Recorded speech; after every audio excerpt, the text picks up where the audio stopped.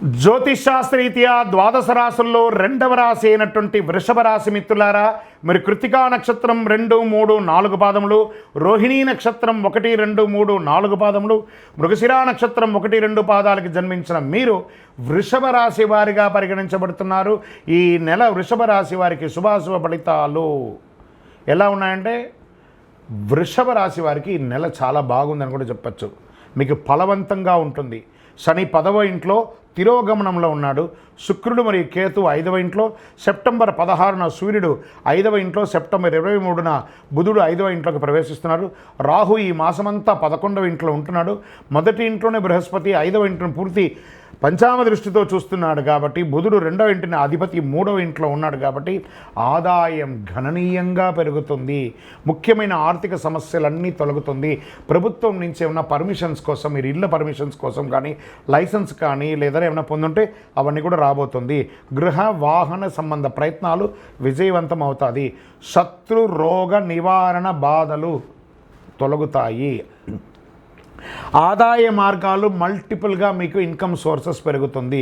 నిరుద్యోగులకి దూర ప్రాంతాల్లో ఏదైనా పెద్ద కంపెనీల్లో దూర ప్రాంతం, దూర ఊరు లేదా దూర దేశంలోకి ఉద్యోగాలు వచ్చే అవకాశాలు ఉన్నాయి. వ్యాపారాల్లో కూడా నిలకడగా సాగుతారు. కొత్త వస్త్రాలు, ఆభరణాలు కొంటారు. ఆత్మవిశ్వాసం పెరుగుతుంది. మీ పాత వాహనాన్ని మార్చి కొత్త వాహనం కొనే అవకాశాలు ఉన్నాయి. భార్యాభర్తల మధ్య అన్యోన్యత లోపమైంది ఈ నెల. అవన్నీ కూడా కూర్చొని మాట్లాడుకోండి, అన్నీ తొలగిపోతుంది. విడిపోయిన దంపతులు, ఆల్మోస్ట్ డైవర్స్ అనుకున్న వాళ్ళు కూడా మళ్ళీ కలుస్తారు. ద్వితీయ వివాహం వారికి ఇది ఒక యోగం, అది కూడా చెప్పచ్చు. ద్వితీయ వివాహం కోసమై ప్రయత్నం చేస్తున్న వాళ్ళకి ద్వితీయ వివాహ యోగం అని చెప్పచ్చు. శుభ కార్యక్రమాల్లో పాల్గొంటారు. కుటుంబంలో కలిసి చాలా ప్రత్యేకమైనటువంటి పూజలన్నీ కూడా చేసే అవకాశాలు ఉన్నాయి. రాజకీయ నాయకుడికి సమాజంలో పలుకుబడి పెరుగుతుంది, గౌరవం పెరుగుతుంది, పలుకుబడి పెరుగుతుంది. ఉద్యోగం చేసే వారికి సహ ఉద్యోగుల యొక్క సహకారం లభిస్తుంది. ప్రమోషన్స్ దొరుకుతుంది, ఇంక్రిమెంట్స్ దొరుకుతుంది. మాస ప్రారంభంలో కాస్త వృధా అయ్యే అవకాశం ఉంది ఆర్థికంగా. కొత్త వ్యాపార విస్తరణ ప్రయత్నాలు ఈ నెల వద్దు, కాస్త ఆపండి. మీ తోటి వ్యాపారస్తుల పరోక్షంగా పోటీ ఎదుర్కొనే అవకాశం ప్రారంభంలో ఉంటుంది. కుటుంబాన్ని నిర్వర్తించే స్త్రీలు, ఉద్యోగం చేసే స్త్రీలు గౌరవం పెరుగుతుంది. సమాజంలో మీకు అవార్డ్స్ లాంటిది లేదా మీరు చేస్తున్న వాటికి ఒక అప్రిషియేషన్ కానీ దొరుకుతుంది అని కూడా చెప్పవచ్చు. ఆశించిన పదోన్నతి కూడా దొరుకుతుంది. విద్యార్థులు చదువులో చాలా ఏకాగ్రత పెట్టాలి. ఆరోగ్యం పట్ల శ్రద్ధ వహించాలండి. పొత్తి కడుపుకి సంబంధించి ఇబ్బంది వచ్చే అవకాశాలు ఉన్నాయి. మర్మాంగ సమయంలో కూడా ఏదైనా ఇబ్బందులు వచ్చే అవకాశాలు ఉంటాయి కాబట్టి మంచి ఒక డాక్టర్ని సంప్రదించి జనరల్ మాస్టర్ చెకప్ ఒక్కసారి చేసుకోండి. షేర్ మార్కెట్ స్పెక్యులేషన్ మిశ్రమం 50-50.